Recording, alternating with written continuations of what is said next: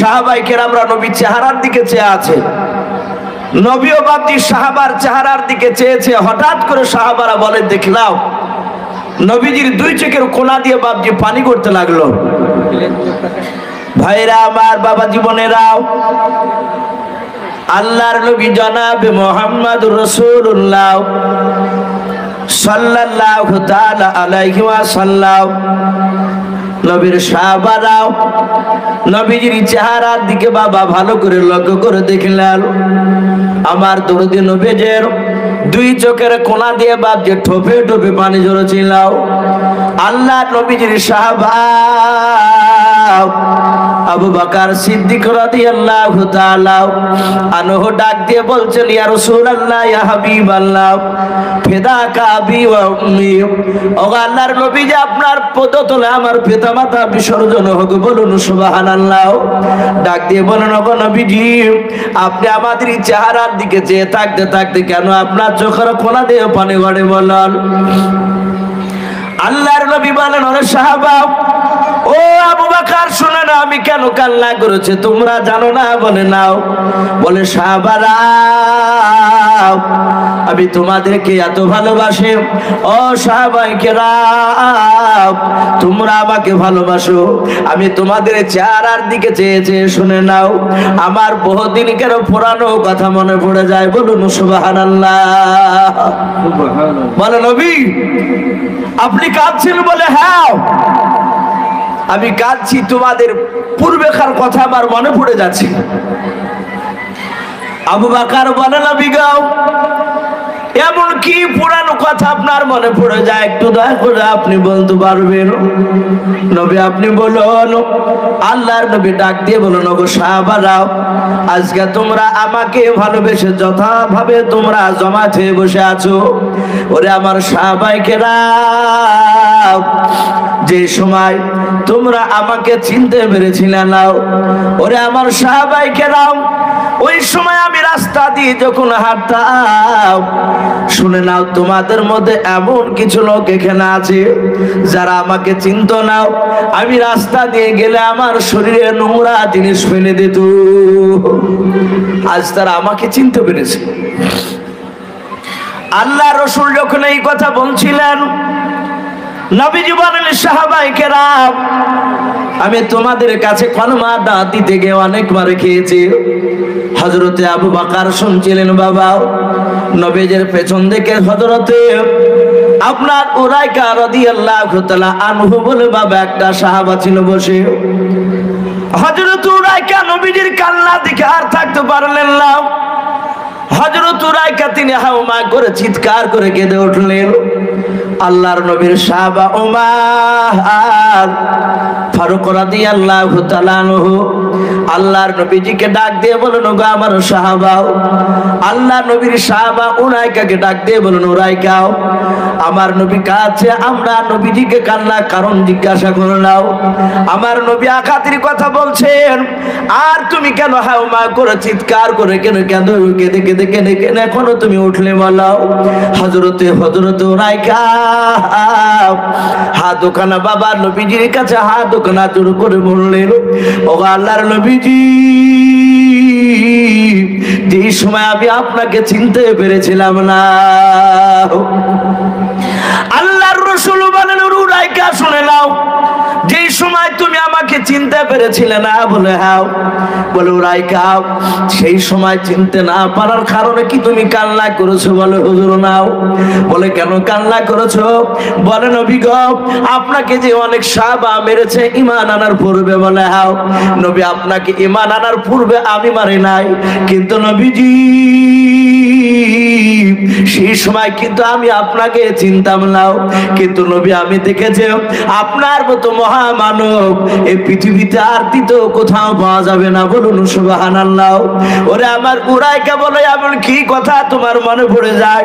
উরাইকা ডাক দিয়ে কেঁদে কেঁদে বলছেন, নবী গো, বেয়াদবি হলে মাফ করবেন। ও নবীজি, আমি আজ আপনার মসজিদে নববীতে বসে আছি। মসজিদে নববীতে বাড়ি করেছে, মসজিদের নববীর পাশে। কিন্তু নবী শুনে না, আমার সর্বপ্রথম বাড়ি কিন্তু শাম দেশে ছিল।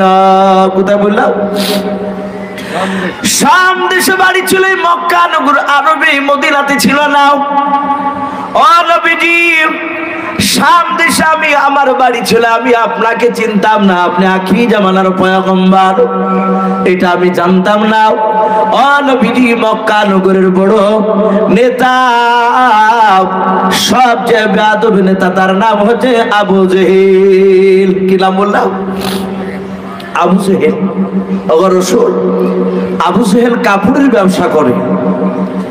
এ আবু জেহেল বেঈমান, মক্কা থেকে শাম দেশে ব্যবসা করতে যেত কাপড় নিয়ে। ওই ব্যবসার সূত্রে আমার সাথে আবু জেহেলের বন্ধুত্ব সম্পর্ক তৈরি হয়। বেশ মাঝে মাঝে আমাকে আবু জেহেল বলে, ওরাই খাও মক্কা দেশে আমার বাড়ি ঘুরতে যেও। আমি কথা দিলাম আগামীতে যাব বলে আমি একদিন সময় করে চলে আসলাম। ওগো নবী, আপনি যে সারা পৃথিবীর দরদি নবী আমি জানতাম না, কারো মুখে শুনেছিলাম না। আপনি তো আর শাম দেশে যান নাই, আমি ঈমান আনার পূর্বে আপনি যান নাই বলে না। বলে আমি খোঁজে খোঁজে খোঁজে খোঁজে মক্কা নগরে আমি আবু জেহেলের বাড়িতে চলে আসলাম। আবু জেহেল আমাকে দেখে বড্ড খুশি হলো, বন্ধু বাড়িতে এসেছে। আমার সুন্দর করে আদর আপ্যায়ন করলো, যত্ন করলো। খাবার খাওয়ানোর পর আবু জেহেল ডাক দিয়ে বলে, ওরাই কাছে হলো মক্কার বাজার ঘুরে আসে। আপনাদের যদি কারো মেহমান বন্ধু আসে, আত্মীয় যদি কেউ আছে, বেটা ছিলে তো দেখবেন বাড়ির মোড়ল জিয়ামদের মোড়ে বাপজি চায়ের দোকানে চা খাতে নিয়ে যায় না? বাজার খুঁজতে নিয়ে যায় যে ভাই চলেন, আপনি তো আমাদের এলাকায় নতুন, একটু চলুন আমাদের জিয়াগঞ্জের বাজারটা একটু ঘুরে নিয়ে আসে। আবার একটু বেশি সময় দিলে লালবাগ চলো একটু ঘুরে আসে। আবু জেহেল বলল, ওরাইকে চলো মক্কার চৌরাস্তার মোড় বাজারটা তোমাকে দেখে নিয়ে আসে। ওগো রাসূল, আমি চলে গেলাম আবু জেহেলের সাথে। রাস্তা দিয়ে আবু জেহেলের হাতখানা এইভাবে দুই বন্ধু তো হাত ধরে যাচ্ছিলাম। ওগো নবী, ওই সময় আপনি রাস্তা দিয়ে আসছিলেন, আমরা যাচ্ছিলাম যে রাস্তায়, ওই রাস্তা দিয়ে আপনি আসছিলেন, কিন্তু নবী আমি আপনাকে চিনতাম না, আমি জানতাম না। আবু জেহেল আমার হাতখানা ধরে আছে, বলছে, ওগো উরাইকা বন্ধু, একটা মজা দেখবা? আমি বললাম, ভাই মজা দেখতে তো ভালো লাগে, মজা দেখা অসুবিধা নেই, কিন্তু নবী আমি অবাক হয়ে গেলাম। আপনি আসছিলেন, আবু জেহেল আপনাকে ডাক দিয়ে বলল, ওগো ভাতিজা শোনো, সারা পৃথিবীর দরদি নবী, সারা পৃথিবীর মধ্যে শ্রেষ্ঠ নবী, যে নবীর চরিত্রের ব্যাপারে আল্লাহ কোরআন পাকে বলেছেন ইন্নাকা লাআলা খুলুকিন আযীম, বলুন সুবহানাল্লাহ। এত উত্তম চরিত্র করে আমার নবীকে মহান রব্বুল আলামিন পাঠিয়েছে। নবীজির চরিত্রের মধ্যে চুল পরিমাণ কেউ বাপজি আপনার কেউ ফল্ট বাপজি বের করতে পারবে না। যদি সঠিকভাবে যদি আপনি ইতিহাসটা যদি পড়েন, ইসলামের ইতিহাস আজ আমরা পড়ি না বলি অনেক মানুষ বাপজি ইসলামের বিরুদ্ধে অপপ্রচার করে না? অনেকেই ইসলাম এত সূক্ষ্ম, কিছু মানুষ নামধারী মুসলমান তারা বেয়াদব খারাপ থাকতে পারে, কিন্তু প্রকৃতি যারা কোরআন মাননেওয়ালা, নবী মাননেওয়ালা, সুন্নাতকে যারা মানে, তাদের দ্বারাই চুল পরিমাণ কোন সমাজের ক্ষতি হবে না। বলুন আলহামদুলিল্লাহ। কি ভাই কথা বিশ্বাস না আমাদের? ইসলাম এত সূক্ষ্ম, আমরা ইতিহাস ব্যাপারে বাপজি জানি না। কথাগুলো বাপজি আলোচনা করছে, দেখেন কয়েকটা ক্যামেরাতে রেকর্ডিং শুরু হয়ে গিয়েছে। অনেক দূর থেকে এসেছে ছেলেরা। গতকালকে সন্ন্যাসীডাঙ্গা ছিলাম, তার আগা দিন হাসানপুর উত্তরপাড়া বলে একটা জায়গা আছে আমাদের ছয়গড় এলাকায়। পরপর দেখছি এরা সব লেগে আছে। গতকালকে বলছি হুজুর জালসা কোথায়? বলে জিয়াগঞ্জ।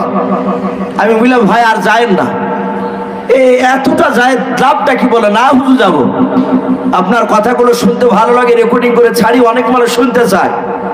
কথাগুলো রেকর্ডিং হয়ে যাচ্ছে, গোটা পৃথিবীর মানুষ যারা বাংলা বুঝে তারা আমার কথাগুলো বাপজি রিপ্লাই করলে তারা বুঝতে পারবে যে কি আলোচনা করছে। ইতিহাস সম্বন্ধে বাপজি আমাদের অনেকের জানা নাই।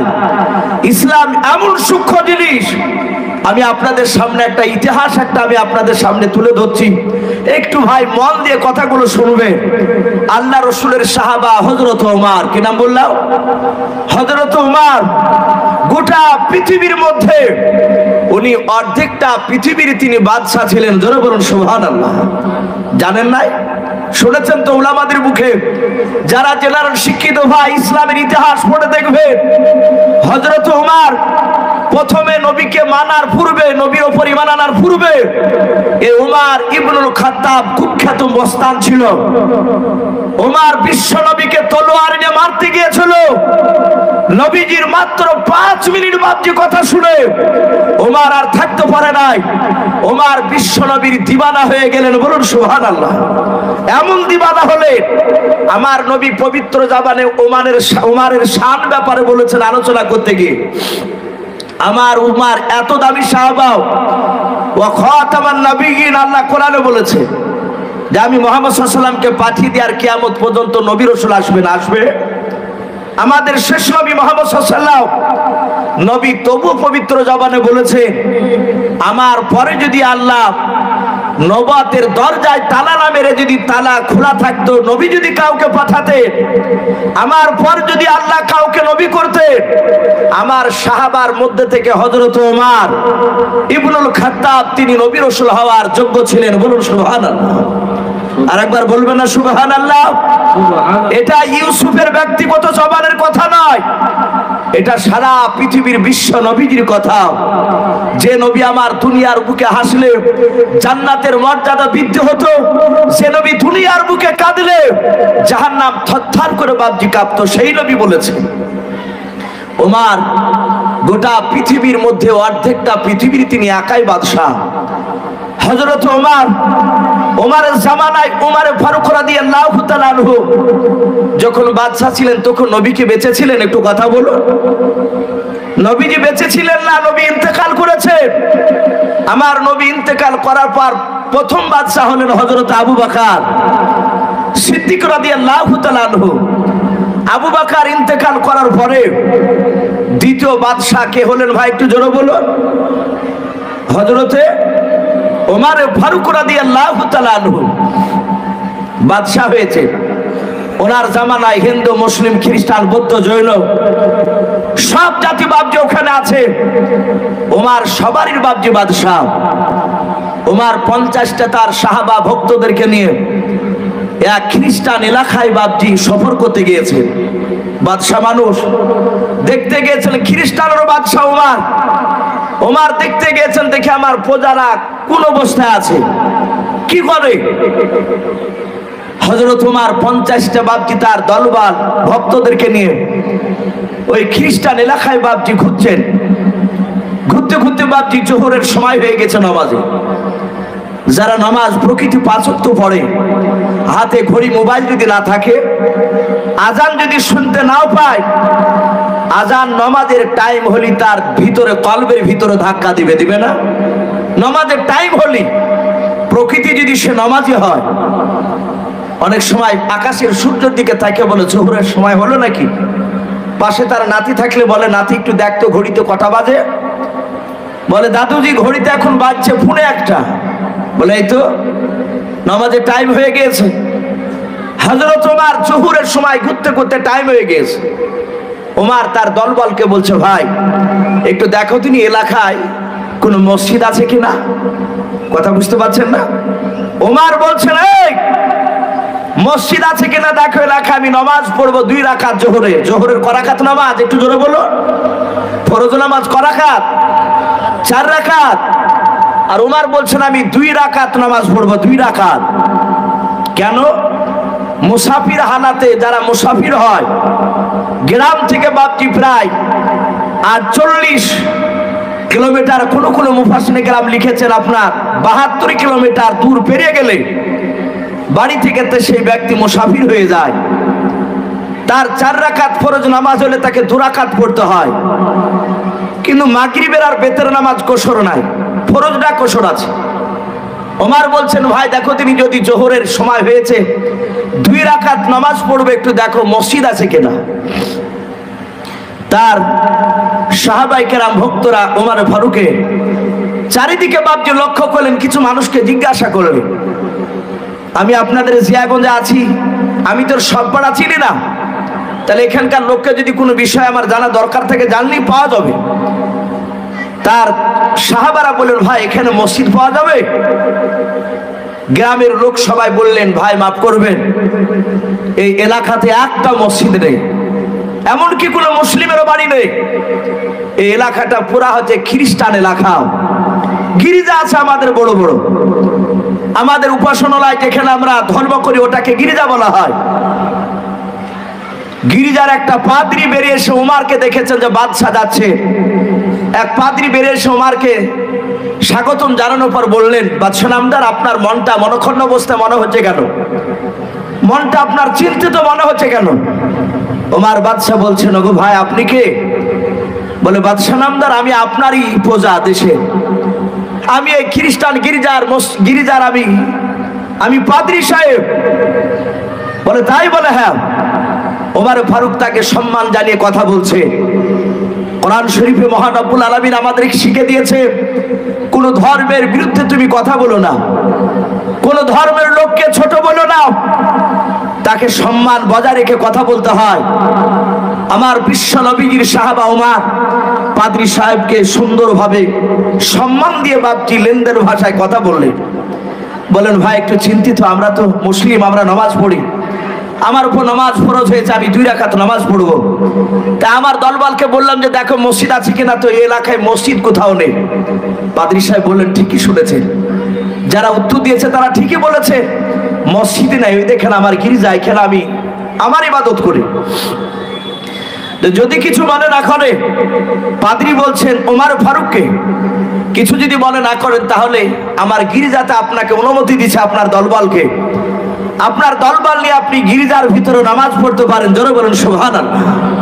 পাদ্রী সাহেব বললেন, ওমর ফারুক বললেন, ভাই নামাজ পড়া অসুবিধা নেই, গির্জাতেও নামাজ পড়া যায়, কিন্তু ওই যে গির্জার ভিতরে যে মূর্তিগুলো আছে, আমাদের শরিয়াতে আমার রাসূল বলেছেন মূর্তির সামনে রেখে নামাজ পড়া যাবে না, তাই ওই জন্য আবার গির্জাতে নামাজ পড়া যাবে না।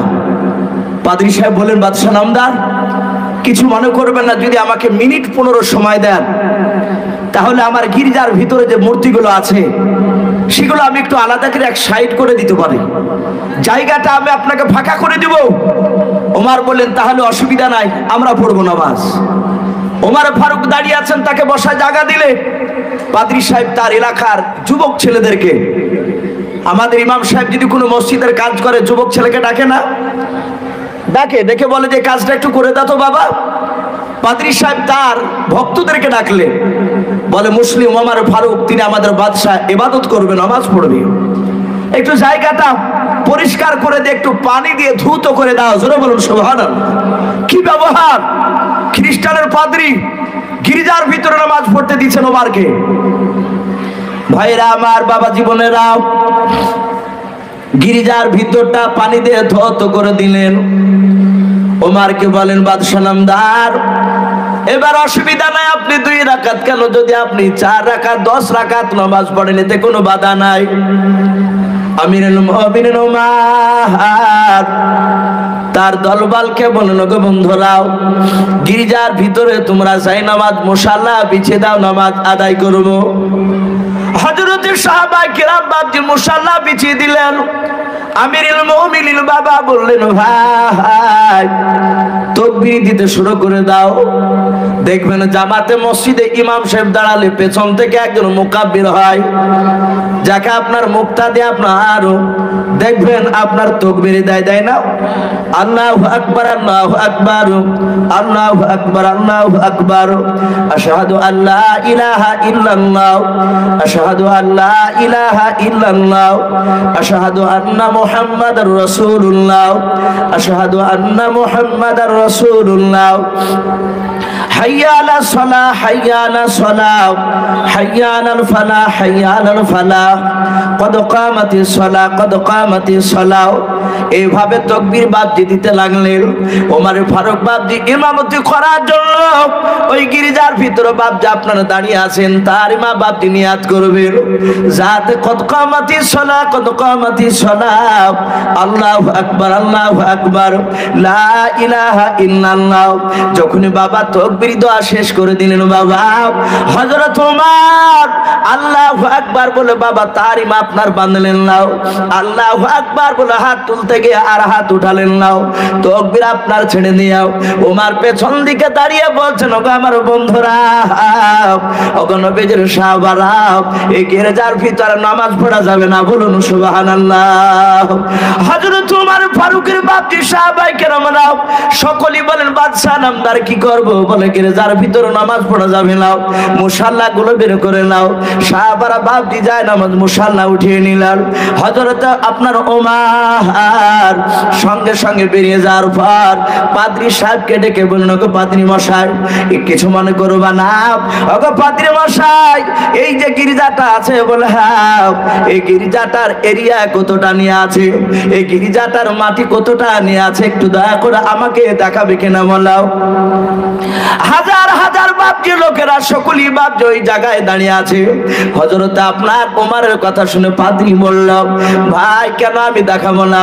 হযরত ওমর বাপজি পাদ্রীর সঙ্গে সঙ্গে বাবা মসজিদের এরিয়ার চারিদিকে বাপজি ঘুরছেন আর বলুন, বাদশা নামদার, এই জায়গা নেই, এটা আছে খ্রিস্টান গির্জার আপনার গির্জার জায়গা।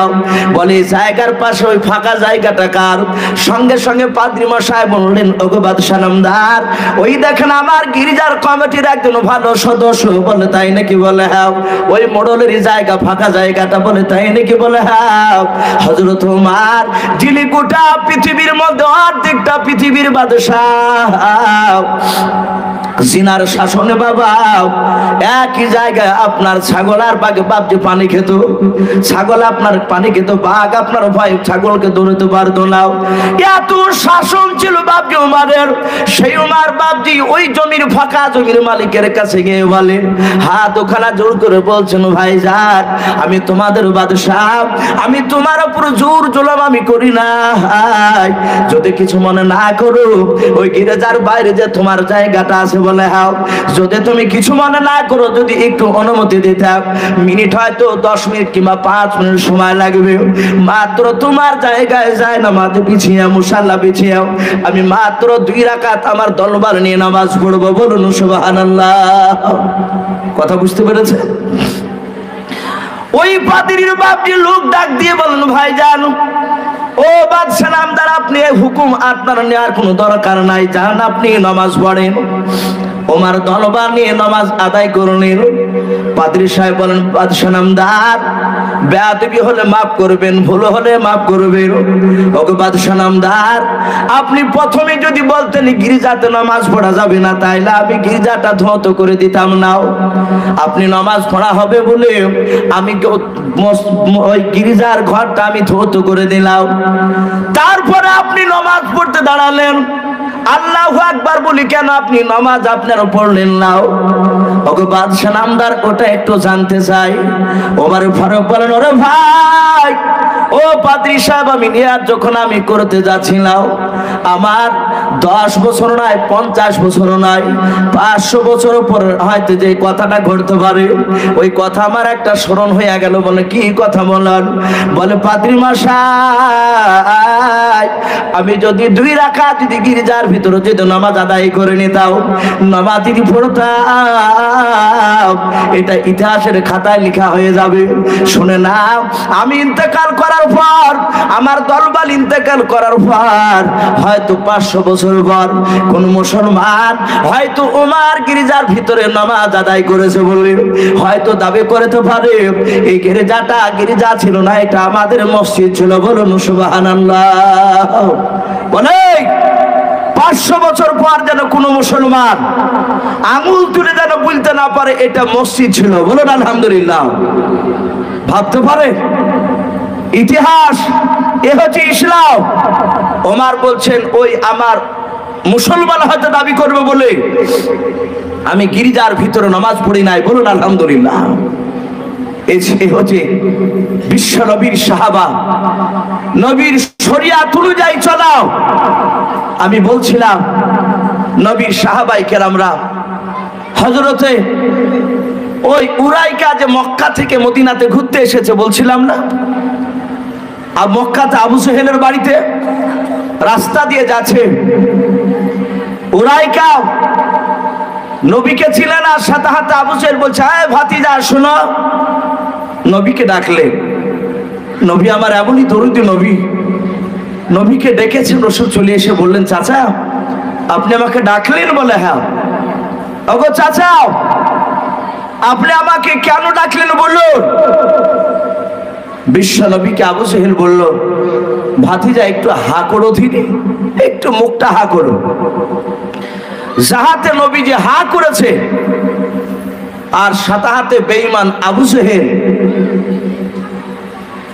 নবীজির পবিত্র মুখে আবু সুহেল ভিতরকার নোংরা কপ থুতু ভরে দিল। বলুন আস্তাগফিরুল্লাহ। এই মজা দেখাচ্ছে উরাইকাকে, যাহাতে বের করে দিয়েছে নোংরা জিনিস বিশ্ব নবীর মুখে ভরে। নবীজি তাড়াতাড়ি নোংরা জিনিসটাকে ফেলে দিয়ে নবীজি কাঁদতে লাগলেন। নবী বললেন, ওগো চাচা আমি তো আপনার কাছে কোনো দোষ করি নাই, আমি আপনাকে আঘাত জন্য কোনো কথা বলি নাই। আমি রাস্তা দিয়ে আসছিলাম আর আপনি যাচ্ছিলেন, আপনি আমাকে ডেকে হা করতে বললেন আর মুখে থুতু ভরে দিলেন। ওগো চাচা আপনার মুখে যদি কোনো অন্য মানুষ এইভাবে থুতু ভরে দেয় আপনি কি খুশি হতে? নবী এতটুকু কথা বললেন। উরাইকা আবু সুহেলের দৃশ্যকলা দেখছেন। আবু সুহেল নবীকে ডাক দিয়ে বলে, এই এই ভাতিজাও, আর দ্বিতীয়বার যদি ঠুট নড়ে কথা বলো, চিৎকার করে কথা যদি বলো, এ তো থুতু ভরে দিয়েছি, এর চেয়ে আরো খারাপ ব্যবহার তোমার সাথে দেখানো হবে। আমার বিশ্ব নবী আর কিছু বললেন না। নবী কাঁদতে কাঁদতে বাপজি রাস্তা দিয়ে চলে যাচ্ছে। উরাইকা দেখে অবাক। জাহেলিয়াতের এমনই যুগ ছিল, নবীজি জন্ম নিয়েছিলেন সেই সময়। উরাইকা ডাকে দিয়ে বলেন, ভাই আবু সুহেল, ওই লোকটা তোমার কোনো অন্যায় করেনি, আর লোকটাকে ভালো করে ডেকে তার মুখে থুতু ভরে দিলে। একটু বলো লোকটার নাম কি, তার আব্বার নাম কি, তার পরিচয়টা একটু দাও। এত সুন্দর মহামানব পৃথিবীতে কোথাও পাওয়া যাবে না, বলুন সুবহানাল্লাহ। আবু সুহেল দেখলো নবীর সত্য পরিচয় বলে দিলে এই লোকটা আমার দলে থাকবে না। আবু সুহেল ডাক দিয়ে বলল, ভাই ও সব কথা শুনতে হবে না, চলো সামনে গেলে আরো তোমাকে মজার জিনিস আমি দেখাবো। উরাইকা বলে, নবী গো সেই সময় তখন আপনাকে চিনতে পারি না, কিন্তু আমার ভিতরটা আরো ভালো করুন না, ভিতর যেন তলপাড় শুরু করেছে নবী আপনার সাথে কথা বলার জন্য, বলুন সুবহানাল্লাহ। আবু জেহেল যখন আপনার পরিচয় দিল না, আবু জেহেলের হাত খানা বাপটি ছেড়ে দিয়ে আপনার নবী যে রাস্তা দিয়ে চলে গেছেন ওই রাস্তা দিয়ে দৌড়াতে লাগলেন। আল্লাহর নবী জনাবি মুহাম্মদ রাসূলুল্লাহ সাল্লাল্লাহু তাআলা আলাইহি ওয়াসাল্লাম নবী আমার রাস্তা দিয়ে যাচ্ছেন আর আল্লাহকে ডাক দিয়ে কেঁদে কেঁদে বলেন, আল্লাহ আমি মনে হয় তোমার দিনকার বেশি দিন টিকে রাখতে পারবো না, কারণ আবু জেহেলের দলবল এমন ভাবে আমার বিরুদ্ধে অত্যাচার শুরু করে দিয়েছে। ও মাওলা আমি হয়তো বেশি দিন তোমার দিনকার টিকে রাখতে পারবো না। আল্লাহর নবী কান্না করতে করতে চলে যাচ্ছেন আর হযরত উরাইকা পেছন দিক থেকে ডাক দিয়ে বলেন, ওরে যুবক তুমি দাঁড়িয়ে যাও। আল্লাহর নবীজির কানে আওয়াজ গেল, নবী পেছন দিকে ঘুরে দেখেন বাবা ওই যুবকটা, যেই যুবকটা আবু জেহেল রাত কানা ধরেছিল আল্লাহর নবীজির কাছে এসে দাঁড়িয়ে গেল। বিশ্ব নবীকে ডাক দিয়ে যুবকটা বলো, ভাই একটু দয়া করে তোমার নামটা বলে দাও। আল্লাহর নবী জনাবি মুহাম্মদ রাসূলুল্লাহ সাল্লাল্লাহু তাআলা আলাইহি ওয়াসাল্লাম নবী আমার ডাক দিয়ে বলেন, ভাই তুমি আমাকে এখনো চিনতে পারো নাই? বলে না। বলে আমি মায়ের নবী দরদি নবী জনাবে মুহাম্মদ রাসূলুল্লাহ সাল্লাল্লাহু তাআলা আলাইহি ওয়াসাল্লাম। যারা জাহান্নামে যায়, জাহান্নামীদেরকে জান্নাতের রাস্তা দেখানোর জন্য আমাকে দুনিয়ার বুকে নবী করে পাঠিয়েছে আল্লাহর রাসূল। বাপজি 5 মিনিট ধরে বাবা জান্নাত জাহান্নামের কথা যখন ওরাকার সামনে বয়ান করলো, আমার নবী যখন আলোচনা করলেন বাবা, সঙ্গে সঙ্গে ওরাকার থাকতে পারলো না, পড়তে লাগলো কালেমা লা ইলাহা। একটু মহব্বত জোরে পড়ুন, লা ইলাহা ইল্লাল্লাহ, লা ইলাহা ইল্লাল্লাহ, লা ইলাহা। ভাই হচ্ছে না, একটু জোরে বলুন, বললে গুনাহ হবে না, বলছ কি হবে? লা ইলাহা ইলাহা ইল্লাল্লাহ, লা ইলাহা। এ তোই হে দোকা ডঙ্কাও আলম মে, তোই হে দোকা ডঙ্কাও আলম মে, কম বাজুয়া দে না কমনে ওয়ালা আকানে হক। লা ইলাহা ইল্লাল্লাহ, লা ইলাহা ইল্লাল্লাহ, লা ইলাহা লা ইলাহা ইল্লাল্লাহ মুহাম্মাদুর রাসূলুল্লাহ সাল্লাল্লাহু তাআলা আলাইহি ওয়াসাল্লাম। হযরত উরাইকা বাদি কলমা পড়ে মুসলমান হয়ে গেলেন। ওই উরাইকা ডাক দিয়ে বলছেন মসজিদে নববীর ভিতরে বাবা, ডাক দিয়ে বলছেন নবী গো, সেই দিনকার কথাটা আজকে মনে পড়ে গিয়ে আমার ভিতরটা ভালো লাগে না, এই জন্য আমি কাঁদতেছি। নবী বলেন, সাহাবা আমিও তো তোমাদেরকে ভালোবাসি। আমার নবীজি এত ভালোবাসতেন। নবী দুনিয়ার বুকে কতদিন বেঁচে ছিল বাপ, একটু জোরে বলো, জানা আছে কেন আপনাদের? নবী 63 বছর বেঁচে ছিলেন, একটু জোরে বলো, 63 বছর। আশা করি এর পরে যতদিন বেঁচে থাকবেন আশা করি কথাটা ভুলবেন না। নবী 63 বছর বেঁচে ছিলেন। নবী উম্মতের জন্য বাপজি 23 বছর কেঁদেছিলেন। ক বছর? 23 বছর। 40 বছর থেকে নিয়ে বাপজি মাথার যে 63 বছর, বুঝতে যে আপনার 23 বছর না, এই 23 বছর নবী কেঁদেছেন আমার উম্মত কিভাবে জাহান্নাম থেকে জান্নাতে যাবে। নবী ইন্তেকাল করেছে। নবী সেই সুদূর মদিনায় রওজাতুল মানুওয়ারায় সোনার গম্বুজের তলে, সবুজ গম্বুজের তলে রাসূল ঘুমিয়ে আছে, শুয়ে আছে। নবী এখনো কাঁদে, উম্মতি উম্মতি করে কাঁদে এখনো। আমার মনে হয় ইনি হাজী সাহেব মানুষ, তাই তো নাকি? মাশাআল্লাহ, হাজী সাহেব। জানি না আর কজন আপনার এখানে সামনে হাজী আছেন আমার জানা নেই। অনেক সাধারণ ছেলে, প্যান্ট শার্ট পরা মানুষ অনেকে নবীর কবর দেখে এসেছে, দেখা নাই? অনেকেই যারা কাজে যায় তারা তো দেখে। আমি গত 2 বছর পূর্বে বাপজি যে লকডাউন চলছিল না, যখন একটু নর্মাল ভাবে চলছিল, কান্ধি এলাকায় একটা প্রোগ্রাম করতে গিয়েছি। একটা প্যান্ট শার্ট পরা ছেলে, যুবক, চুল কেটেছে বাপজি, সে এখনকার যা কাজ, ওই চুল কেটে হাতে বালা আছে, এই আঙুলে সব আংটি ভরা, একবারে যাকে বলে ভন্ডা নাম্বার 1। সেই যুবক ঘরে গিয়ে বলছে, আচ্ছা বক্তা ইউসুফ সাহেব কোথায় আছে?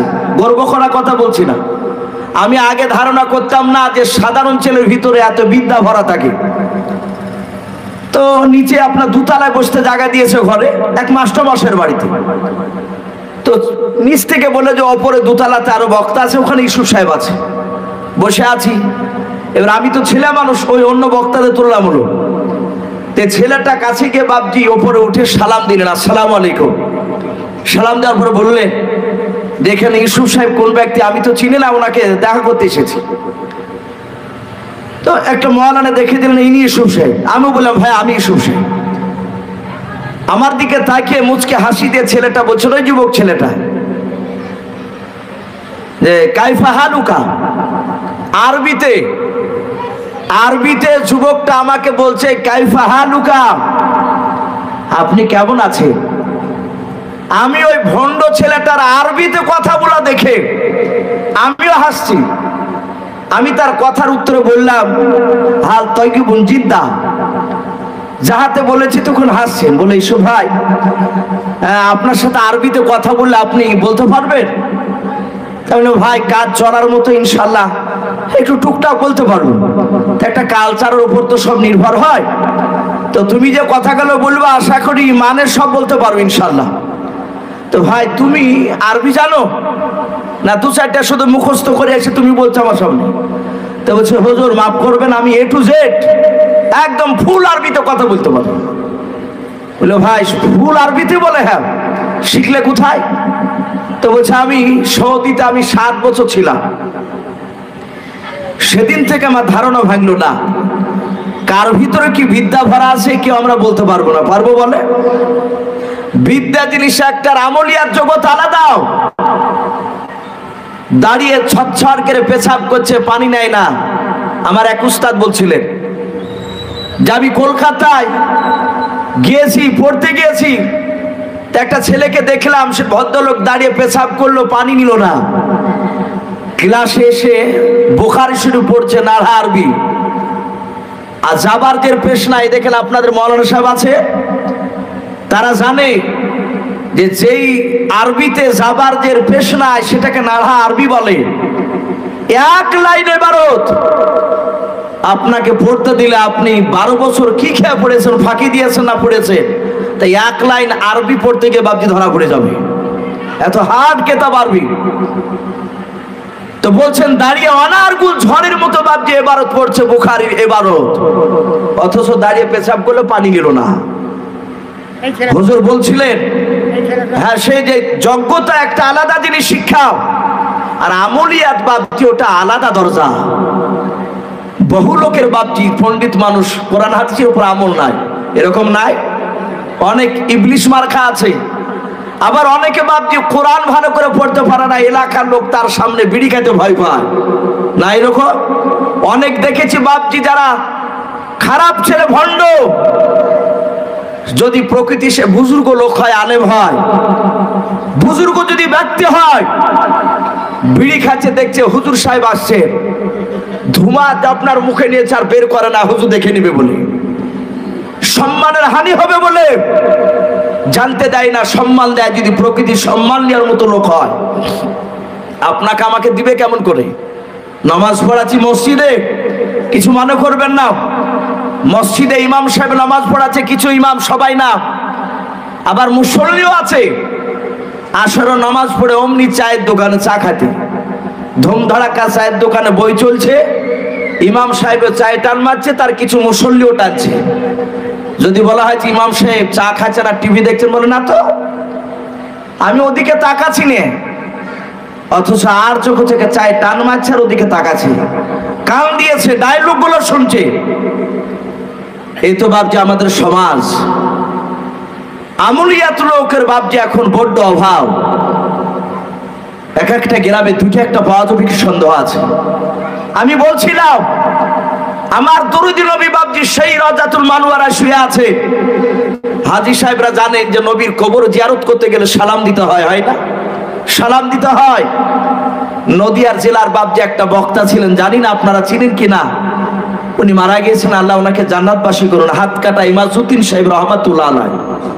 শুনেছেন একজন এক বক্তা, এই বাম হাতটা ওনার ছিল না, ডান হাতটা একা ছিল।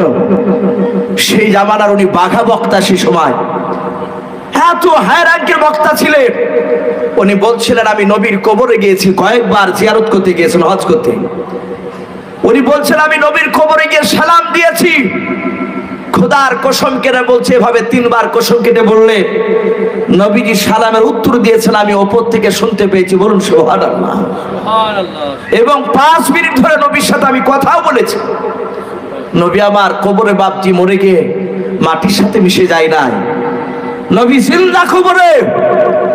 যদি কান, সেই কান যদি আমরা নিয়ে যাই, এখনো বাপজি শোনা যাবে, কিন্তু শুনবেন কি করে? আমাদের কান তো বাপজি গান শুনে শুনে ভোতরা হয়ে গেছে, সে কান তৈরি করতে পারি নাই। নবী এখনো বাপজি আপনার উম্মতি করে কাঁদছে, কাঁদে নাই? এখনো কাঁদছে, কিয়ামতের ময়দানও কাঁদবে নবী আমার। আমরা রাসূলকে চিনতে পারলাম না ভাই। নবী মওতের পরে কবরও কাঁদছে, নবী জিন্দা অবস্থায় বাপজি উম্মতের জন্য কেঁদেছে, নবী জিন্দা অবস্থাতেও কেঁদেছে। আপনারা যেমন বসে আছে সাহাবায়ে কেরামরা বাপজি মসজিদে নববীতে বসে আছে, সবাই নবীর চেহারার দিকে প্যালপাল করে চেয়ে আছে। আল্লাহর নবী জনাবে মুহাম্মদ রাসূলুল্লাহ সাল্লাল্লাহু আলাইহি ওয়াসাল্লাম তিনি কথা বলতে বলতে হঠাৎ আসমানের দিকে তাকালেন। এই যে আমি আপনাদের সাথে কথা বলছি তাকিয়ে তাকিয়ে, আচ্ছা আমি যদি এইভাবে তাকিয়ে কথা বলি তাহলে আপনারা ভাববেন না যে এই সবচেয়ে কি ব্যাপার, চোখ আসমানের দিকে ডাইরেক্ট হয়ে গেল কেন? বলবেন তো? সাহাবায়ে কেরাম বলেন দেখলাম বিশ্বনবী আকাশের দিকে চেয়েছে, কার সঙ্গে যেন কথা বলছিল, বলুন আলহামদুলিল্লাহ। উনি তাকিয়েছেন জিবরিলের দিকে। জিবরিল আলাইহিস সালাম তিনি আসমান থেকে নবীকে ডাক দিলেন। নবী কথা বলছেন, ওগো জিবরিল ভাই কি ব্যাপার, আমাকে ডাকছো কেন? জিবরিল আলাইহিস সালাম ডাক দিয়ে বলছেন, নবী গো আপনি আমার ডান হাতের দিকে তাকান। আল্লাহর নবী জনাবে মুহাম্মদ রাসূলুল্লাহ সাল্লাল্লাহু তাআলা আলাইহি ওয়াসাল্লাম নবী আমার আসমানের দিকে চেয়ে জিবরিল আলাইহিস সালামের ডান হাতের দিকে তাকালেন। হযরত জিবরিল আলাইহিস সালাম বিশ্ব নবীকে বলে, নবী গো আপনি আমার ডান হাতে কিছু দেখতে পাচ্ছেন? বলে হ্যাঁ। বলে কি দেখতে পাচ্ছেন? নবীজি ডাক দিয়ে বলেন, জিবরিল ভাই তোমার ডান হাতে আমি 7টা ঘরের দরজার ছবি দেখতে পাচ্ছি। আল্লাহর রাসূলকে ডাক দিয়ে বলছেন, নবী এই দরজাগুলো কিসের আপনি জানেন? বলে না আমি জানি না। ওগো আমার জিবরিল ভাই আল্লাহ এবং জিবরিল ভালো জানে, আমি তো জানি না। জিবরিল বলছেন, নবী গো দুনিয়ার বুকে আপনাকে অনেকবার আমি গিয়ে বলেছি জান্নাত কটা একটু বলুন। আল্লাহর নবী বলেন জান্নাত হচ্ছে 8টাও। বলে জাহান্নাম কটা? বলে জাহান্নাম হচ্ছে 7টাও। আল্লাহর নবীকে ডাক দিয়ে বলুন, ওগো নবী যে বলুন আমার ডান হাতে কটা দরজা আছে বলুন একটু গুনে গুনে। আল্লাহ রাসূল বাপজি গুনে গুনে বলেন, ওগো আমার জিবরিল ভাই শুনে নাও তোমার ডান হাতে 7টা দরজা দেখতে পাওয়া যাচ্ছে। আল্লাহর নবীকে ডাক দিয়ে বলছেন, নবীজি এই 7টা দরজা আছে জাহান্নামের দরজা। আল্লাহর নবী কান্না করতে শুরু করে দিলেন। নবী আমার ডাক দিয়ে বলেন, জিবরিল ভাই 7টা জাহান্নামের দরজা কি ব্যাপার আমার কাছে নিয়ে এসেছো কেন বলো? হযরত জিবরিল বলেন, নবী গো আল্লাহ আপনাকে দেখানোর জন্য পাঠিয়ে দিয়েছে। বলে কি দেখানোর জন্য পাঠিয়েছে একটু বলো? ডাক দিয়ে বলছেন, নবী গো এই প্রথম নাম্বার দরজা দিয়ে কোন নবীর বেঈমান উম্মতে জাহান্নামে যাবে এটা দেখানোর জন্য আপনার কাছে আমাকে পাঠিয়ে দিয়েছে।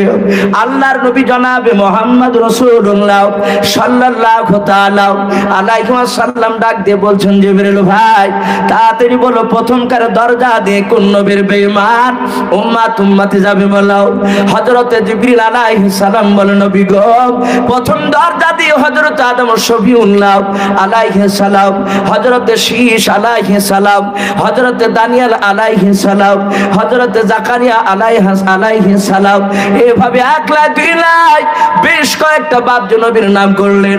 ডাক দিয়ে বলছেন, নবী গো ওই সব নবীদের এক শ্রেণী উম্মত হবে, তারা হবে বেঈমান। হবে না? সব নবীর আপনার উম্মত কিছু জান্নাতি আছে কিছু জাহান্নামী আছে।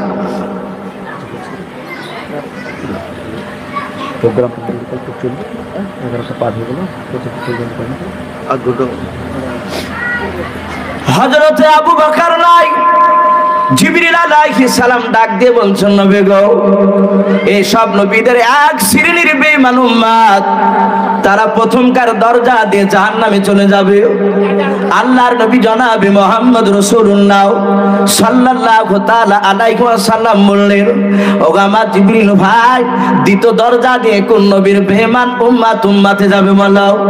হযরত জিবরিল আলাইহিস সালাম বলেন, নবী গো 2 নাম্বার দিয়ে হযরত মুসা নবী পয়গম্বর পয়গম্বর আলাইহিস সালাম, হযরতে ইউনূস নবী আলাইহিস সালাম, এভাবে বাপজি কয়েকটা নবী রাসূলের বাপজি নাম করলেন। বললেন নবী গো, ওই সব নবীদের এক শ্রেণীর কিছু বেঈমান উম্মতে যাবে জাহান্নামে।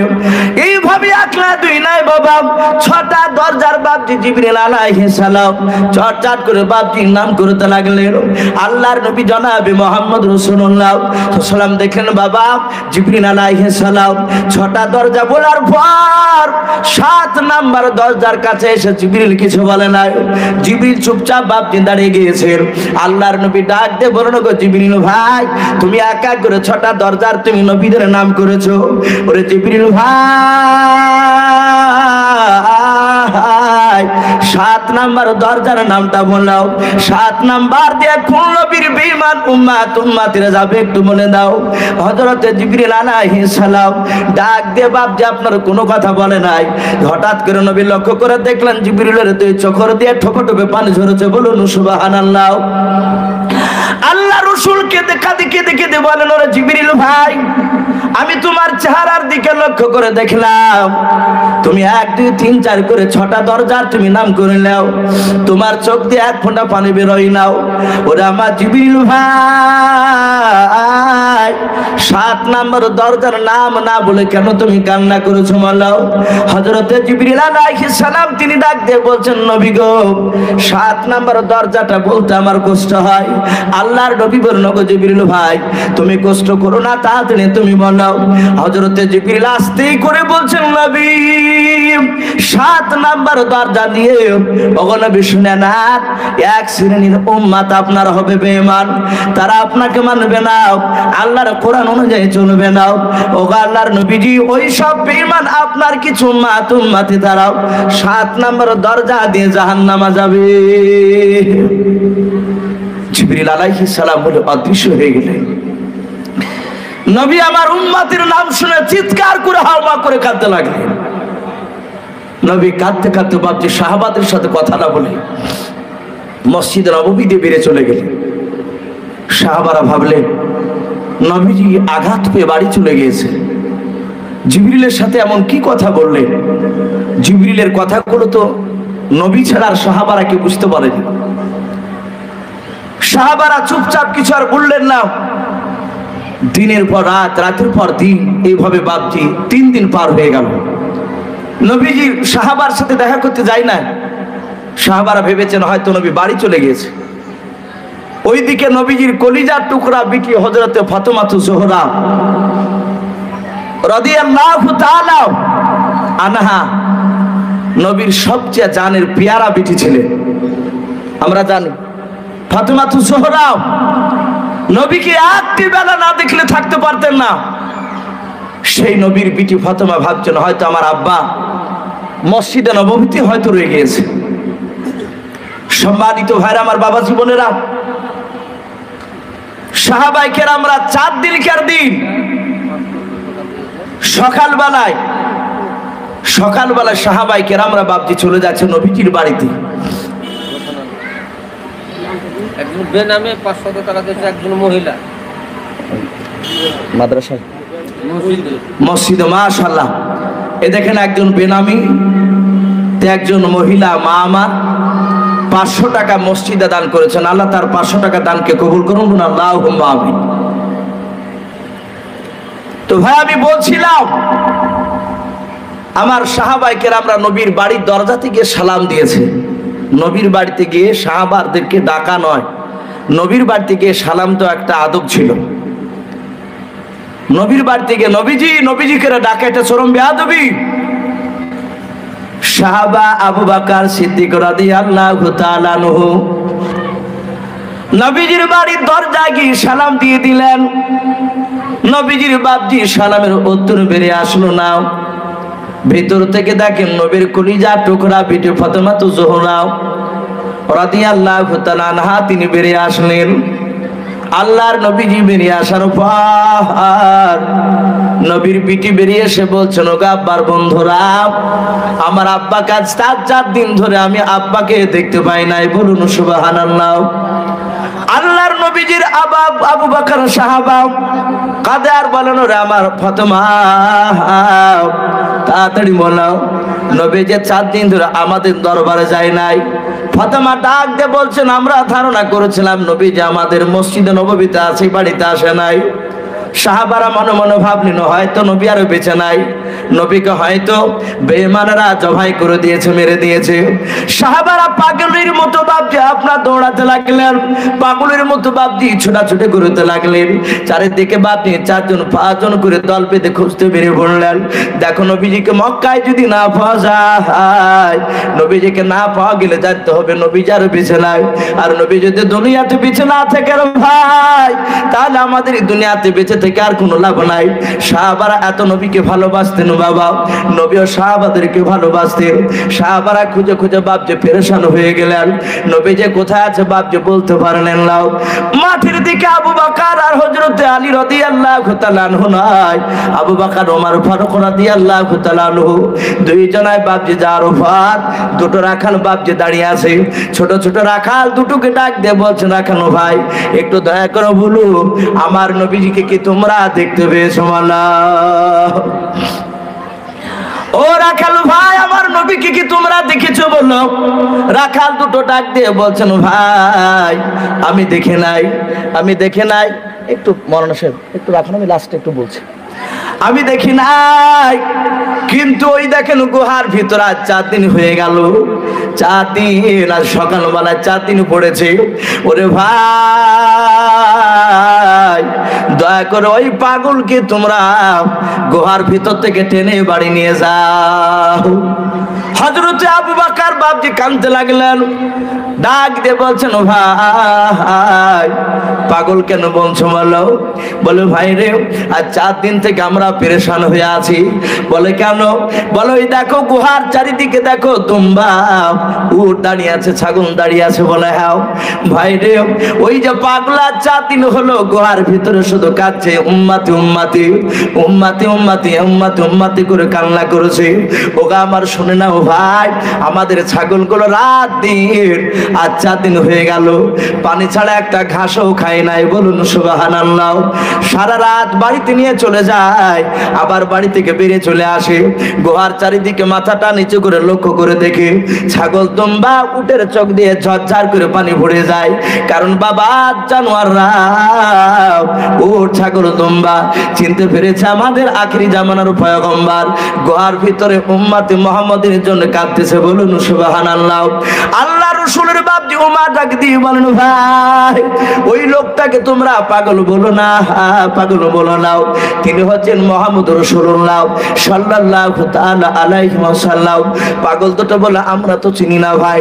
আল্লাহর নবীর সাহাবারা বাপজি সবাই জানতে পারলেন আমার নবীজি বেঁচে আছে, মরে নাই।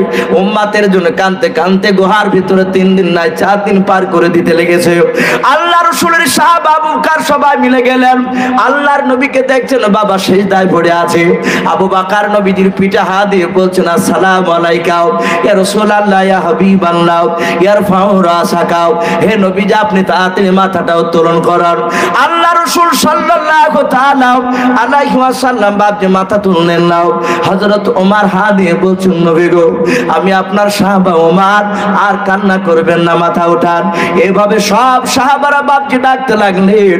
আমার নবী বাপজি উঠে নাই, নবী মাথাটা নিচু করে শুধু কাঁদছেন, উম্মতি উম্মতি উম্মতি উম্মতি। যখন কারো ডাকে সাড়া দেয় নাই, আমার আবু বকর উমর ডাক দিয়ে বলছেন, কেমন সাহাবায়ে কেরাম শুনে নাও, নবীর দিবানারা শুনে নাও, মক্কার নাই গোটা পৃথিবীর মানুষ একটা মেয়ে ছাড়াও আমার নবীকে কেউ উঠাতে পারবে না। বলে কে গো? বলে নবীজির কলিজার টুকরা বেটি মা ফাতেমা জোহরা রাদিয়াল্লাহু তাআলা আনহাকে নবীজি এত ভালোবাসতেন। শুনে না ওই নবীর বিটিকে দিয়ে সব নবীর বিটি না বললে নবী সিজদা থেকে উঠবে না। আল্লাহ রসুল বাপজি ফাতেমাকে এত ভালোবাসতেন বাবা, হাদিস শরীফের বহু কিতাবে বাপজি পাওয়া যায়।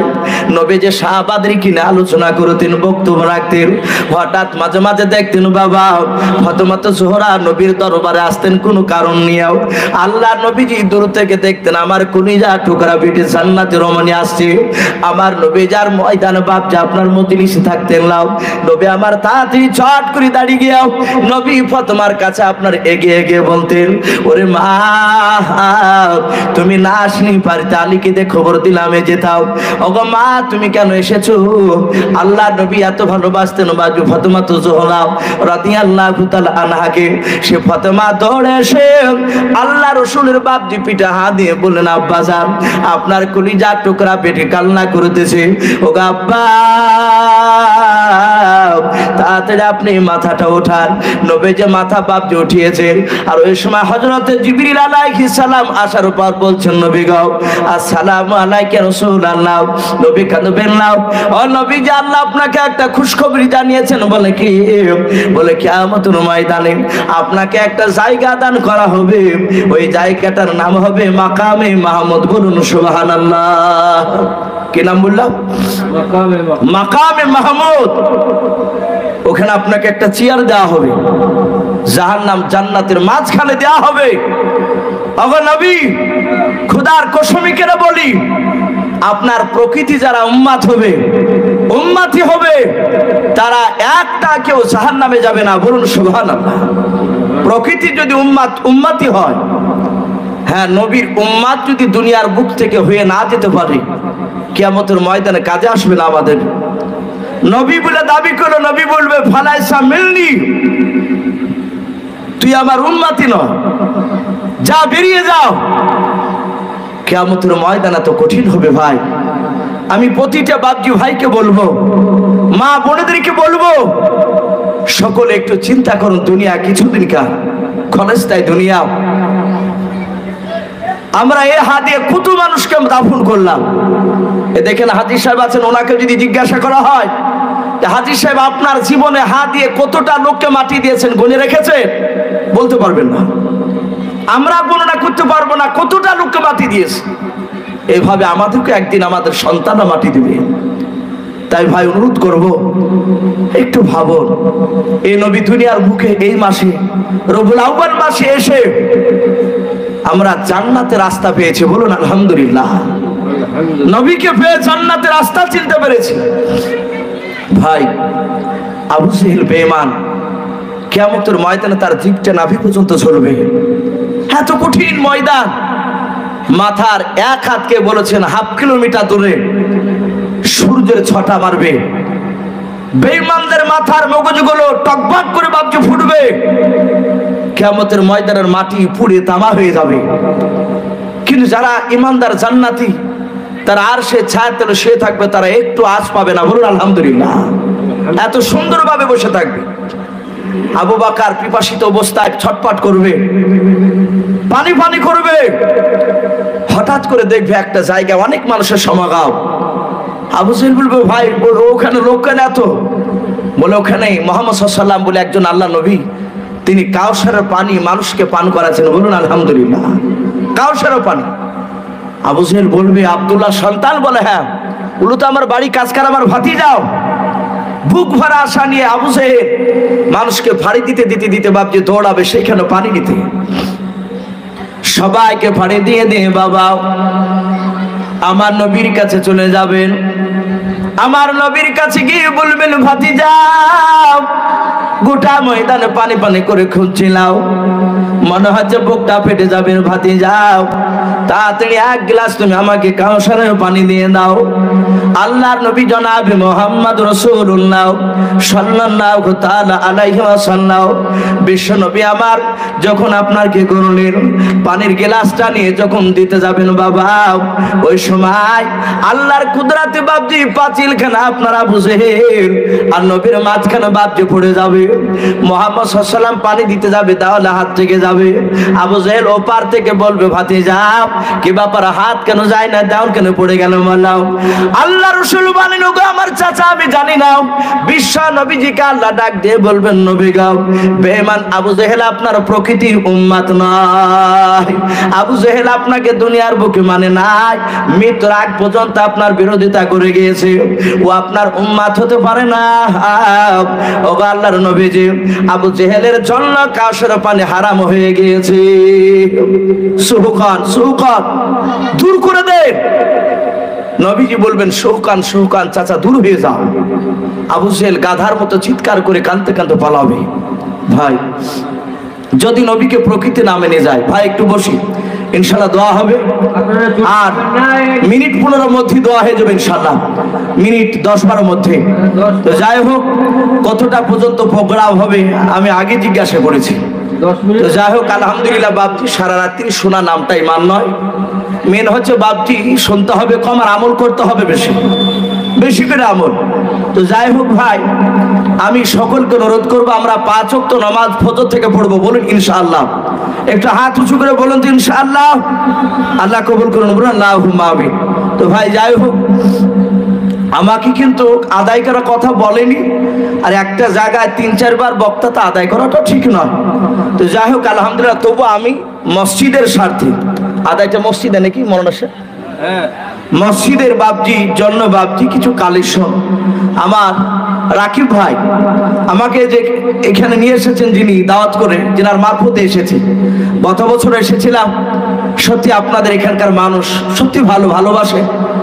অনেক জায়গায় আমি প্রশংসা করি, এখানকার এত সুন্দর কমিটির ছেলেদের এত ব্যবহার ভালো লেগেছে। দাওয়াত করেছেন, দাওয়াত নিয়েছি ভাই।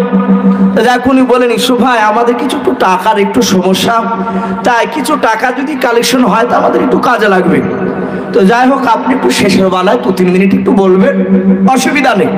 তো ভাই যাই হোক, একজন 500 টাকা দিয়েছে, আর একজন ভাই 100 টাকা দিয়েছে, আর একজন আপনার আরেকজন 100 টাকা দিয়েছেন, আর একজন 200-250 টাকা, আর একজন দিয়েছেন 250 টাকা।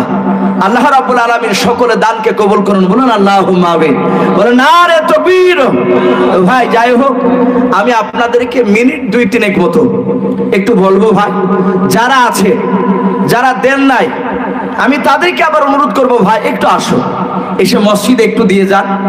যদি আর কিছু হয়, ওগো মা বোন আমি আপনাদেরকে অনুরোধ করছি, মা বোন আপনার বাচ্চা ছেলের হাত দিয়ে, হয়তো কমিটির ভাই নিশ্চয় হয়তো মা বোনদের প্যান্ডেলের কাছে হয়তো দাঁড়িয়ে আছে, তাদের দিকে লক্ষ্য করে আপনারা কিছু টাকা থাকলে দেন।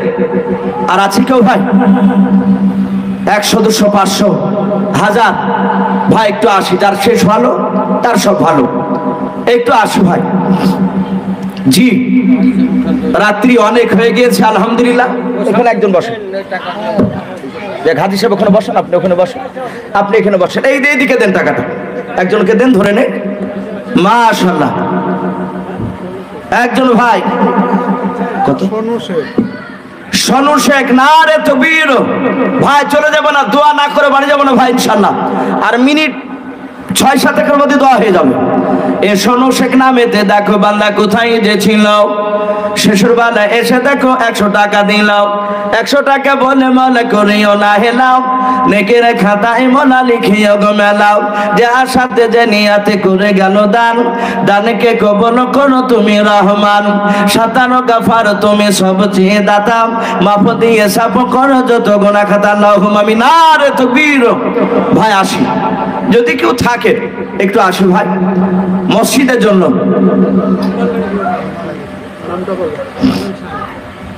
জি একটু আসি, ওগো মা বোন আমি আপনাদেরকে বলছি আলহামদুলিল্লাহ, একটু আসি, বাচ্চা ছেলের হাতে পাঠিয়ে দিই। সাহেব শেখ তার বাপের জন্য মাশাআল্লাহ, বলেন নারে তাকবীর।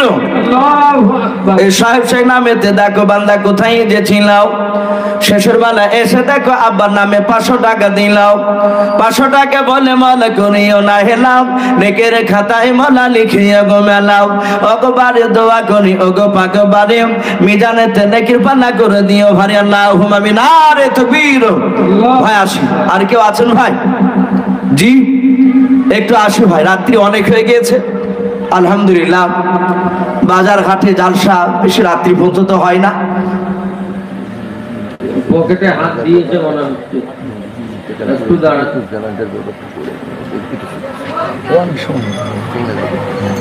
আসি ভাই, ভাই আমার এই পাশের কার বাপজি উনি রাসূলুল্লাহর ইন্তেকাল করার জানাজার ব্যাপারে একটু আলোচনা করতে বলছে। যাই হোক ভাই, একটা এখানে এলাকা নিশ্চয় সাবির হিসেবে 100 টাকা আল্লাহ দানকে কবুল করুন। ভাই চারিদিক বজায় রাখতে হবে, প্রতিটা জায়গাতে শহর বাজারে বাপজি একটু টাইম নির্ধারিত করে দেয়। তো যাই হোক রাত্রি 11:30 আলহামদুলিল্লাহ এই এলাকার পুলিশ যারা প্রশাসন আছেন তাদেরকে বাপজি ধন্যবাদ জানাই, ওনারা এই মাহফিলকে সহযোগিতা করেছে। নিশ্চয় নবীজির কথা বলতে গেলে বাপজি ইন্তেকালের অনেক সময় লেগে যাবে, যদি আল্লাহ বেঁচে রাখেন আবার আগামীতে, যদি কপালে লেখা থাকে আর যদি নিয়ে আসেন আপনারা ইনশাআল্লাহ সেদিন এসে আলোচনা হবে ইনশাআল্লাহ। মহিলাদের মধ্যে থেকে মানে কি এটা এসছে? মহিলাদের মধ্যে থেকে প্রায় 500 টাকা। আল্লাহ সকল মা বোনের দানকে কবুল করুন, বলুন আল্লাহুম্মা আমিন। নারে তাকবীর। ভাই যাই হোক আলহামদুলিল্লাহ দোয়া হবে, আপনারা সকলে আমার সঙ্গে একবার দুরূদ ইব্রাহিমটা পড়ুন।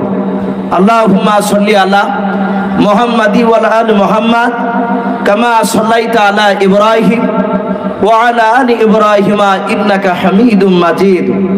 আল্লাহুম্মা বারিক আলা মুহাম্মাদি ওয়া আলা আলি মুহাম্মাদ কামা বারাকতা আলা ইব্রাহিম ওয়া আলা আলি ইব্রাহিম ইন্নাকা হামিদুম মাজিদ সাল্লাল্লাহু তাআলা আলাইহি ওয়াসাল্লাম।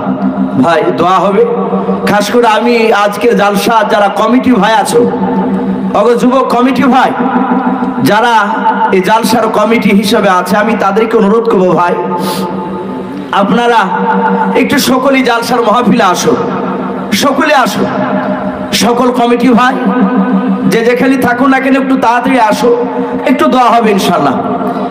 ভাই যুবক ভাই কমিটি এখানে যারা আছে, আমরা একটু প্যান্ডেলের ভিতরে একটু দোয়া নেওয়ার জন্য একটু বসি।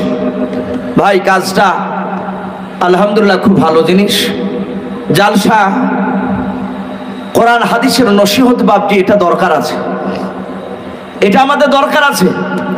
মানুষ জানতে পারছে কিছু কোরআন হাদিসের কথা।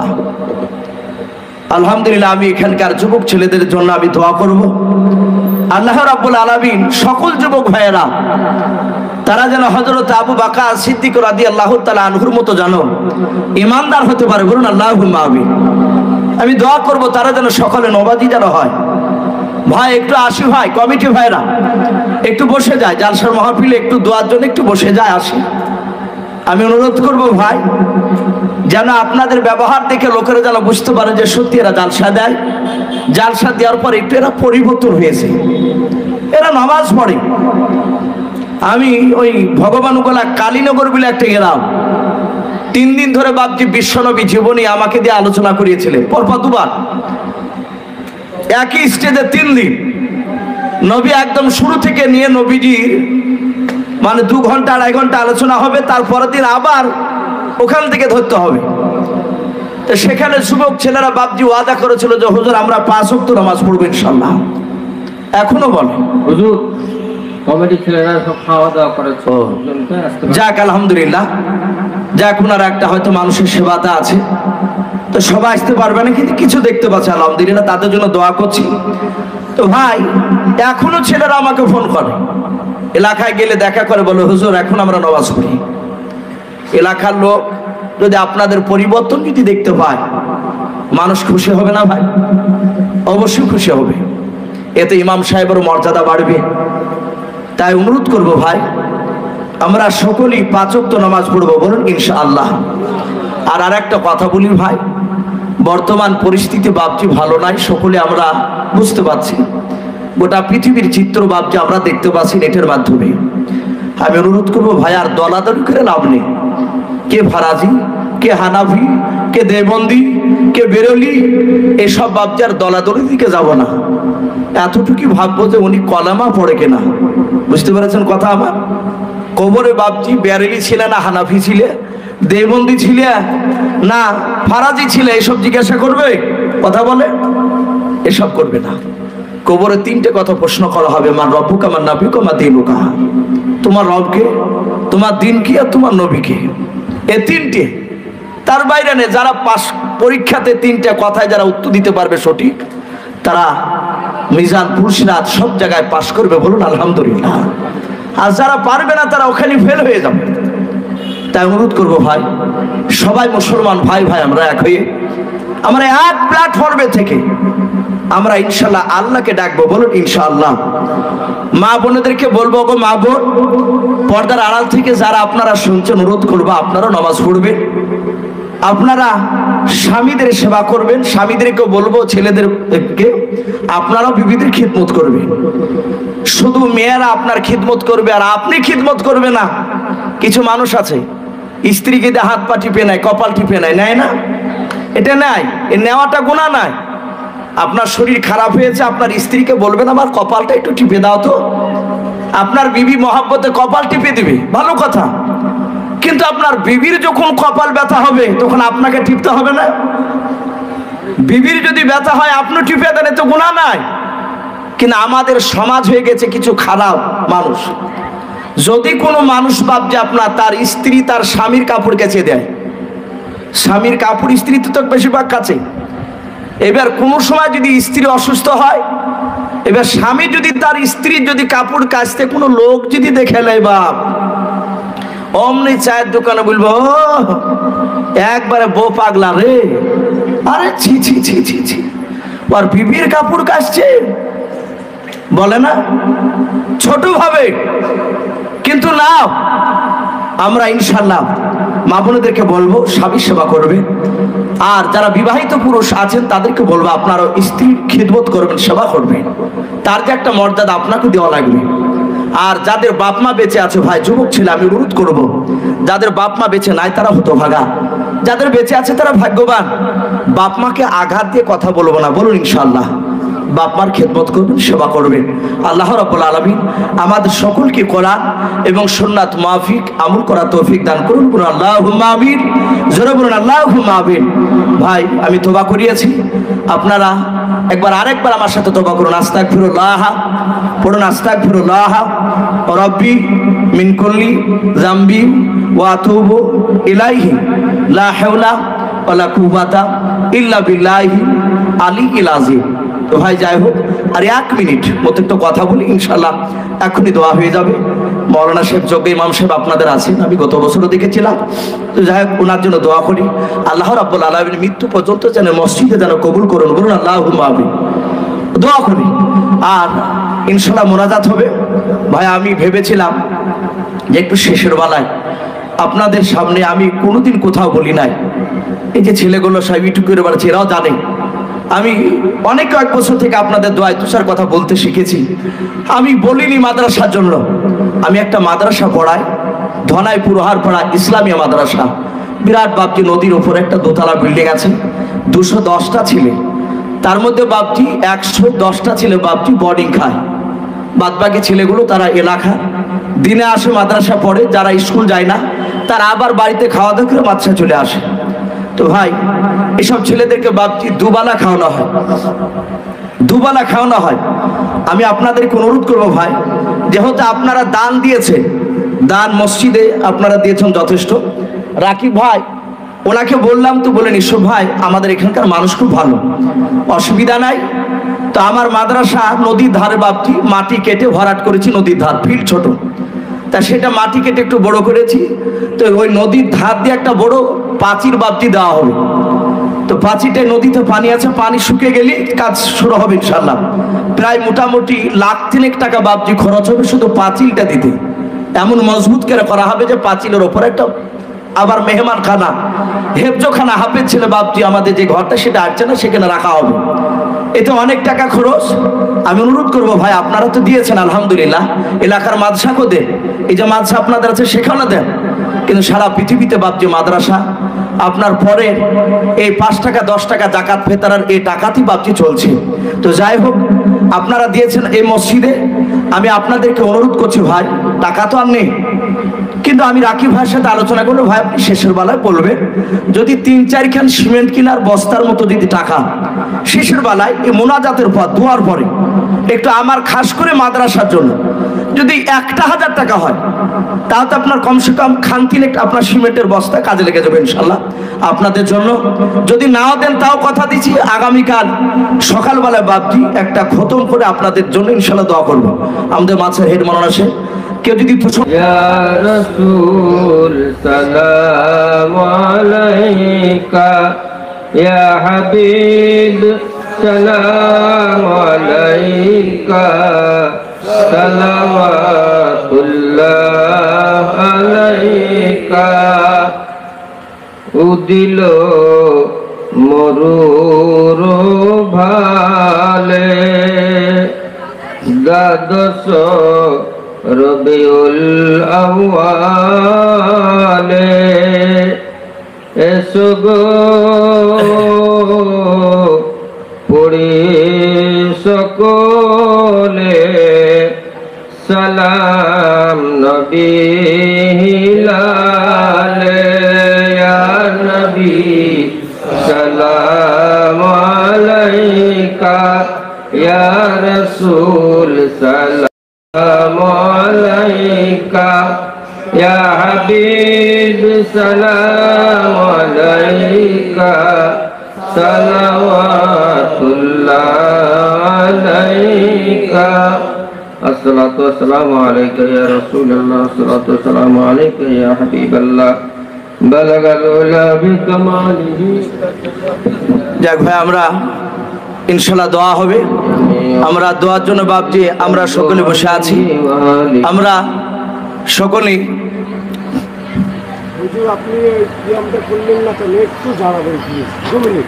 যাক ভাই আমি বলি যেহেতু যাক ওখানে রাখি ভাই এগুলো যাই হোক এখন আপনার এটা অনেক সময় লাগবে যেহেতু আপনাদের এখানে আপনারা করেন ওটা রাখেন ওখানে।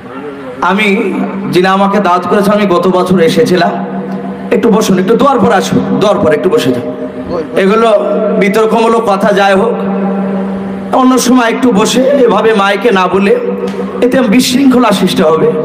আমি প্রথমে বলেছি ভাই দলাদলের দিকে যাবেন না, তাই অন্য সময় হয়তো পার্সোনাল একটু বসে কথাগুলো হয়তো শুনলে একটু ভালো হয়। তো যাই হোক আপনারা সকলে আমার সঙ্গে হাত তুলে দোয়া করুন আল্লাহুম্মা আমিন। রব্বানা যালামনা আনফুসানা ওয়া ইল্লাম তাগফির লানা ওয়া তারহামনা লানাকুনান্না মিনাল খাসিরিন। রব্বি জালনি মুকিমাস সালাতি ওয়া মিন যুররিয়াতি রব্বানা ওয়া তাকাব্বাল দুআ লা ইলাহা ইল্লা আনতা। আজকে পবিত্র জালসার মাহফিল তুমি কবুল করে নাও মওলা রে। এই কমিটির যুবক ছেলেরা হাড় ভাঙা পরিশ্রম করে জালসার মাহফিল আয়োজন করেছে। আয় আল্লাহ কেউ শ্রম দিয়ে কেউ টাকা দিয়ে মওলা রব্বুল আলামিন তুমি সকলের মেহনতকে তুমি কবুল করে নাও।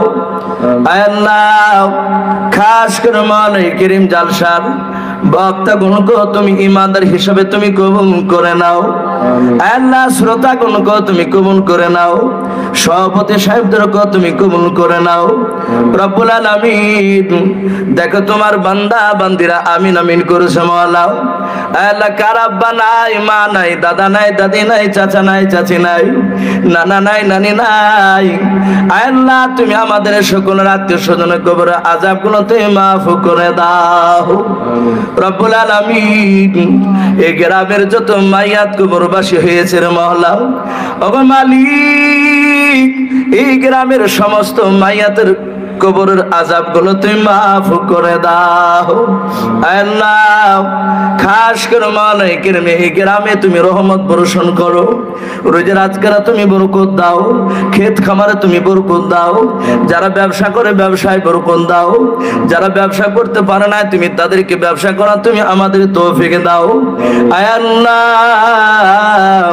এই গ্রামের বাইরে থেকে যারা আছে তাদেরও বানাইকের বাড়িতে রোজে রাজকারা বরকত দাও ওগো রব্বুল আলামিন। সারা বিশ্বের মাদ্রাসা মসজিদকে তুমি হেফাজত করো, সারা বিশ্বের মুসলমানকে তুমি হেফাজত করো আয় আল্লাহ। মসজিদে যারা টাকা দান করেছে রে মওলা তুমি সকল দান করে দানকে কবুল করে নিও, সকলের নিয়াত মাকসুদ তুমি পুরা করে দাও আয় আল্লাহ। যারা টাকা দিতে পারে নাই তাদের অনেক মাকসুদ পুরা করে দাও রব্বুল আলামিন আয় আল্লাহ। তুমি আমাদের সকলকে মওতের সময় কলমা পড়তে পড়তে ইন্তেকাল করা তুমি তৌফিক আমিন। বাপজি ভাইরা আমিন আমিন করেছে মাওলা। সকল বাপজি ভাইয়ের ইমানটা হযরত আবু বকর সিদ্দিক রাদিয়াল্লাহু তাআলা আনহুর মতো তুমি বানিয়ে দিও আয় আল্লাহ। পর্দার আড়াল থেকে মা বোনেরা আমিন আমিন করেছে মাওলা। তুমি আমার সকল মা বোনের ইমানটা হযরত মা ফাতেমা জোহরা রাদিয়াল্লাহু তাআলা আনহার মতো ইমান তুমি বানিয়ে দাও আয় আল্লাহ। আয় আল্লাহ, শেষের বেলায় দোয়ার পরে আয় আল্লাহ তোমার বান্দা বান্দীদের কাছে আমার নবীর মাদ্রাসার জন্য মহল্লা আয় আল্লাহ পাঁচিল দেওয়ার জন্য আয় আল্লাহ 5 টাকা 10 টাকা চেয়েছি, কয়েকজন বাপজি দিয়েছে মহল্লা, হয়তো দোয়ার পর যদি কেউ দেয় আয় আল্লাহ তুমি সকলের দানকে কবুল করে নিও। যাদের মনের আশা আছে হয়তো টাকা নাই তাই তারা দিতে পারবে না, আয় আল্লাহ তুমি তাদের মনের আশা তুমি পূর্ণ করে দিও। আয় আল্লাহ এই গ্রামে তুমি খাস রহমত দান করো, আয় আল্লাহ গ্রামে তুমি খাস রহমত তুমি দান করো। এই দোয়াটুকু নবীর ওসিলা করে বলে কবুল করে নাও আয় আল্লাহ। যত নবী রাসূল ওলিয়া ওলি গোস কুতুব ফকির দরবেশ তাবেঈন মুহাক্কিকিনে কেরাম মুজাদ্দিদিনে কেরাম আয় আল্লাহ সকলে আর মুবারক সনদ পৌঁছিয়ে দাও। সুবহান রাব্বিকা রাব্বিল ইজ্জাতি আম্মা ইয়াসিফুন ওয়া সালামুন আলাল মুরসালিন ওয়ালহামদুলিল্লাহি রাব্বিল আলামিন। আমরা সকলে পড়ই লা ইলাহা ইল্লাল্লাহু মুহাম্মাদুর রাসূলুল্লাহ সাল্লাল্লাহু তাআলা আলাইহি ওয়াসাল্লাম। আসসালামু আলাইকুম ওয়া রাহমাতুল্লাহি ওয়া বারাকাতুহু।